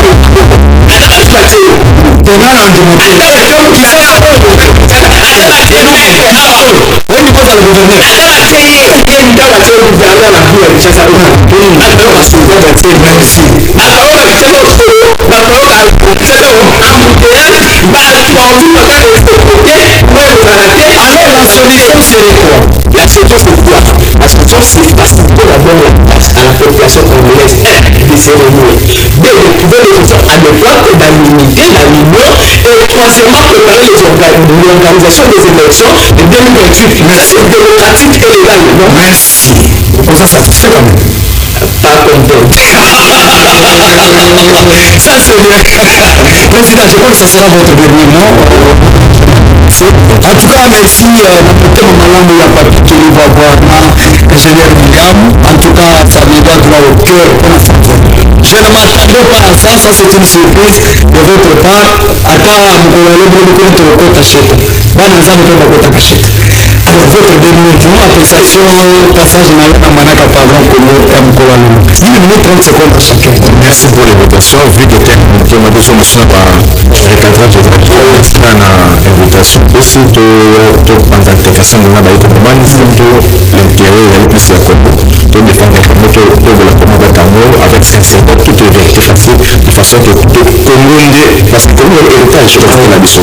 Héritage, le monde malgré et pas la mission surtout, c'est une banque à sa mission. Donc, le modèle de Sylvain, ça peut faire pour la Congo, pour protéger l'héritage. Et le héritage, c'est mettre à y aller, on peut bien le contrôle de la pratique estimative, tout partageant équitablement. Tout sur la été, tout, le moment où on peut mettre ça au aïe le Seigneur, nous va au aïe c'est que la partage à la plus moins un peu équitable. C'est la plus importante. Nous l'assurance ça avec la 111 000 fois comme la 450 000 un message pour votre mouvement d'ailleurs bande de commune au bazar commune Matadi mais je suis patriote je lutte pour l'égalité sociale de mon peuple. Merci beaucoup. Na Moussa Touma pour l'homme de l'image de la Bisso, ma maître le but, après c'était Zaliasso, ma taille de Melba Ndakiam. Et merci pour mettre le bus à Kinshasa et ainsi de tout, c'est possible la moto, tout ça là de défendre Congo, tout en soutenant l'institution président avec toutes les vérités faciles. Merci. Maître rapidement, nous respecter comme c'est facile. Ok, pour le peuple africain, nous avons gagné des noms de procureurs, invitation au Corée, maintenant nous voyons qu'on a mis une seule bazoaki, nous avons mis sur le gauche droit dans tous les quatre coins. Il y a la République démocratique du Congo, maintenant na bande nyonso ya fondation madame Mireille Kassaï mo bayambaki na province ya Maniema na ici ozalaki te Baïbisi na même tellement il est pas na mboka lisusu na bana ya INC nyonso ya province ya Maniema oyo bayambaki nga na mokolo moko balobi oyo azali moko ya biso mwana mabele oyo azali ya biso lobi kambelembele mtoto ya Maniema konyesha kulungula mobili bakia yango na kopesa bango mboka bakona mboka lisusu na le secrétaire général Billy Kambayo bisika kolanda biso na bokambi malamu oyo ya kokamba parti ne pour la nation merci mboka lisusu nayo tolobaka mwana mwakinge omela na yo place ozali oyo tokoloba mboka lisusu na Daniel Bemba le gouverneur le plus sale ya RDC okolanda biso bamboka na ye tikela biso mwana etelio na mwana kolabisima wana etelio wana kolabisima papa kabundu alesa na DG na yo yatikaka biso na molunge na chaîne kitoko okotokaka chaque jour tala olati kanzaka na nde otina lavage me na kobimbawa ya kotoka tata kabundu alesa ekolela biso merci. Coup de chapeau. On peut aller sanctionner pour ce moment. Ma chambre est sanctionnée.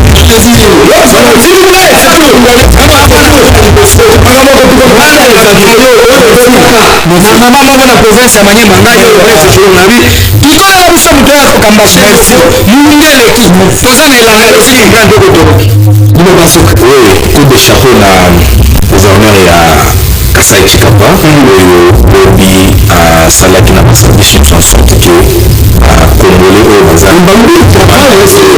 bakongole baza mopanzi wana batambola bakendaki bilanga bakendaki misala lobi na Kasai Chikapa motu nyonso azalaki na mosala na ye c'est une très bonne chose aza mpe azoliki mpe na baérosion na Kasai Chikapa azosala mosala Christophe Mukendi aza toujours sur terrain nous l'encourageons nous le soutenons et surtout que azolandela batraveux nyonso aza na compétence ya kozala masala basociété oyo ezosala mosala azoaccompagne bango société oyo azosala mosala te il y aura des images oyo effectivement azosala mosala na communication cellule ya communication esala mosala sorte ke bayebake Christophe Mukendi azosala mosala nazosilisa na VPM de la défense qui est le mois d'invita oyo mpe azoboma otumo pour que tosilisa bito oyo baza basali mwangi yo oyo bibelo oyo bazorekrute na jeune na armée bazoforme bango bazoekipe bango le 17 mai azalaki na basi ya basoda asangisaki balobi eleveur akangeli biso passeport bafungola support te tolobeta maafungola te ministre tosangisaki basi ya basoda ezalaki moja mpita akoyebisa bango bosoutenir mibali na bino baza na front oya saki ya bitumba esileme na gouvernement etale mpe sekonda contredire ndeko alobi eloko moko awa nalekisaki yango olobaki lampadaire na forage eyibamaki sefo je vous informe Nicolas Kazali était le meilleur ministre des finances je t'informe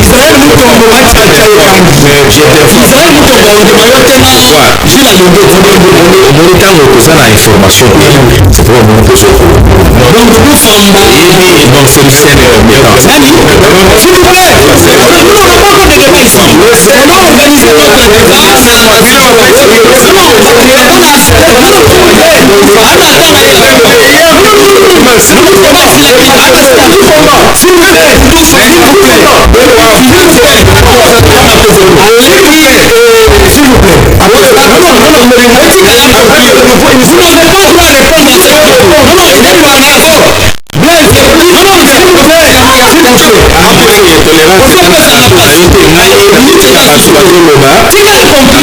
moi je laisse quand même dans le bien.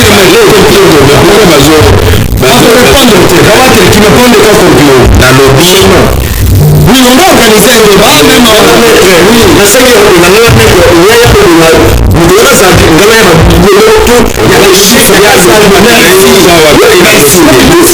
Nicolas Kazadi a fait un grand travail. Na époque Nicolas Kazadi a été ministre des Finances. Pendant que vous avez 45 jours, après 50 jours, fonctionnaire dans une barrière. Nicolas Kazadi a été député national élu de Miami au Ouest oriental. Nous sommes dans un hémicycle parlementaire. Merci. Nous sommes dans Mozambique. La finance est boîtée. La réunion est Koya. On se fait Nicolas Kazadi. je samedi en direct à partir de 15h. Vous êtes d'accord? Je l'ai dit en direct. C'est samedi à 15h. Je serai. Dossier ministère des Finances. Entre Doudou Famba et Nicolas Kazadi. Qui est le compétent? Non, non. Dossier pas Doudou Famba et Nicolas Kazadi. Le meilleur c'est qui? On a connu. Il y a le Basuka. C'était mon cas pour l'habitation. C'était pour l'atmosphère et la chaîne. Là où il faut de la terre. C'est comme ça nous devons parler République dans toutes ses dimensions. Alors, la sécurité de la comportement de notre serait basée à la transfert à 700 francs à Otizambo. C'était un bon élément. Vous savez que nous avons dit qu'en parlant tout le monde de la sécurité transfert à 700 francs. Après, on a dit que la plupart de la matière transfert en monté. Le petit transfert, c'est qui dans là. Parce que ma transfert, là. D'accord? Quand on va colorer, aussi à bon.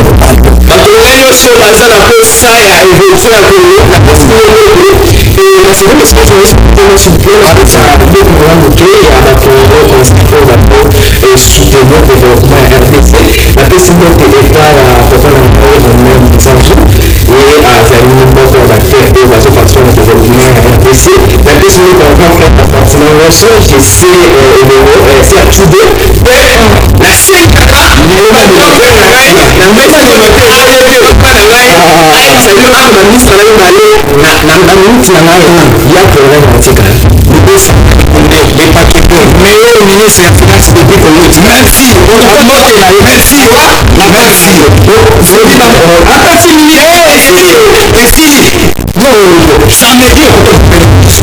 Voilà, merci la bande de poste voilà, nous parlons Congo. Merci, on ne pouvait pas laisser place. Toyambaki na Tina Nabino, président Kelvin, il est le président national des maîtres.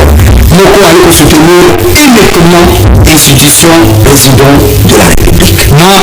Maître Benoît Mamba, communicateur chez vous, il est déterminé, quelque chose pour le dire, Azali Kodemere, fidèle dans Tata Mokozo en politique, ça compte beaucoup plus. Tata Mokozo pour le banchène et le bango.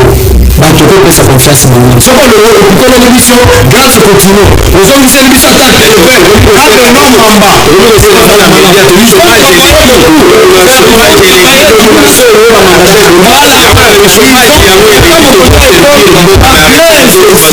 Ils ont beaucoup travaillé depuis 2019 grâce à ce qu'on peut connaître l'émission. Nous sommes ici pour rendre service malamu. Toyambaki mwana Congo, répondez Mundelo, le révolutionnaire. Merci pour la pertinence. Également Maître Blaise, Tikaka Bareka. Merci pour la bande de commence sur le Balandi par le Congo et c'est une famille. Apiki elimu bwana William na koloba liloba na ntina ya mfano wa Alesi na Kabundu wa Alesi bokotika na pesa courage na détermination ya DG Basile Kalingo le DG le bon gestionnaire régional mining le DG qui donne valeur na ordonnance à Tata Mokozo école qui donne valeur à l'institution, qui donne valeur au peuple congolais léger Basile Kalindo. Merci, je dois revenir sur ce. On a ma immense en attendant que Bilini et comme le biscuit, je vais revenir après. Dossier Yavan Wallis, après sortie médiatique na loi organique pour visa qui référendum. Abonne ma lettre ouverte s'attaqua à ses parents. Mais on doit préciser une chose. Nous sommes à Congo à un certain moment, tout ça est proposé. Van Wallace, ma déclaration à Salaki Assemblée nationale, à Salaki a besoin pour Babot. À asalaki yango na église ya papa na bango te, asalaki yango na ndako azali kovanda te. Vana Walesa apesi makanisi na ye en tant que député national élu na regroupement oyo ministre ezali maître Constant Mutamba loge mpe ezalaki jibo abimi député national ya Lukuma na kati assemblée nationale ali korepresente papa na ye na mama na ye. De deux, ali korepresente église ya baboti na ye te. De trois, ali korepresente ndako oyo azali na bana na mwasi na ye te. Ali korepresente bana ya Lukuma, ali korepresente Congo mobimba en tant que député national. Si vous n'êtes pas d'accord avec sa sortie médiatique, ça ne sert à rien.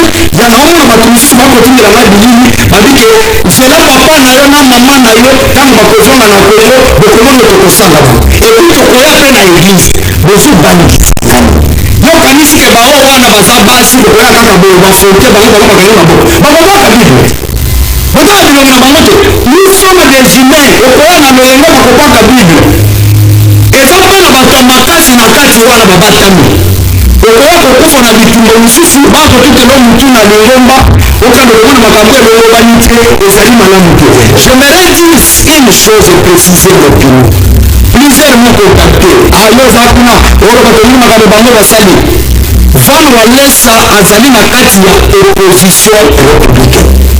Est-ce qu'il est de droit ya koloba oyo alobi?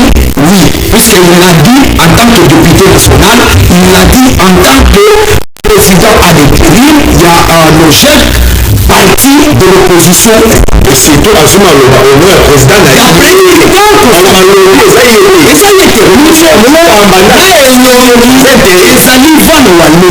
Mais maloba euti na hiérarchie. Alors, si on confirme que c'est Van Walesa, bato bakomi kokende na baconsidération. Il faut avoir du respect. S'il vous plaît, il faut avoir du respect aux hommes de Dieu. Quand vous Walesa n'est pas n'importe qui, je ne le dis pas puisque je suis François Président. Moi, s'il vous plaît, je m'excuse. Dans son du pasteur Kabou Walesa, je ne peux jamais en aucun jour de permettre un certain individu de regroupement baya massacrer comme la batoumienne le voilà Kabou Walesa na kati na dossier. Donc c'est dit que Van Walesa lobaki ezalaki nzoto na ye monoko na ye mais nyonso ezali incarnation ya président national na bango te à la personne ezali ancien ministre ya justice oyo ezali Constant Mutamba mais il faut attaquer Van Walesa à ce moment-là vous allez vous raconter merci oyo nyonso akotia nzete biso tokotiela ye mato na soto kokuta na balabala merci. Merci beaucoup. D'abord, en considération, s'il vous plaît, la biologique est on est là déterminé à toute attaque. C'est pour vous préciser que faisons la différence. Quand vous dites ça et maman j'aime, ce sont des grandes personnalités spirituelles. Il faut avoir du respect à ces couples passionnels. Il faut également avoir du respect au centre de réveil spirituel. Basana politique, Van Walesa est politique, ne confondez pas les choses. Beti Kaye, Asala Moussala Naïle pour le député national. Il n'a pas agi en tant que Mouyembi ou non. Je vous appelle au calme. D'ailleurs, balancez lettre ouverte aux parents de Van Walesa. Effaçons ça, regardons la République. Van Walesa, ce qu'il a fait en tant qu'opposition républicaine, l'État est là de bien réfléchir. Je crois que le samedi, je dois encore revenir en détail puisque notre one is Salé Namaï. Dans la carte pour l'authenticité et je reviens le samedi à partir de 15h avec plus de précision. Maman Peggy Massi. Amen. Vous nous financez merci. Merci. Patrick Kelly Wawa qui a réalisé cette émission. Merci à Banderos Malani Pardon Congo. Sur ma caméra, merci à la pertinence. Il y a William. Merci pour la soutien de détermination. Il y a pour soutenir vos salles de télévision à la diffusion. Donc on va aller à partir de 22h05 sur les antennes de Show TV. Politically, ça m'a capté de ça à sa campagne. Merci.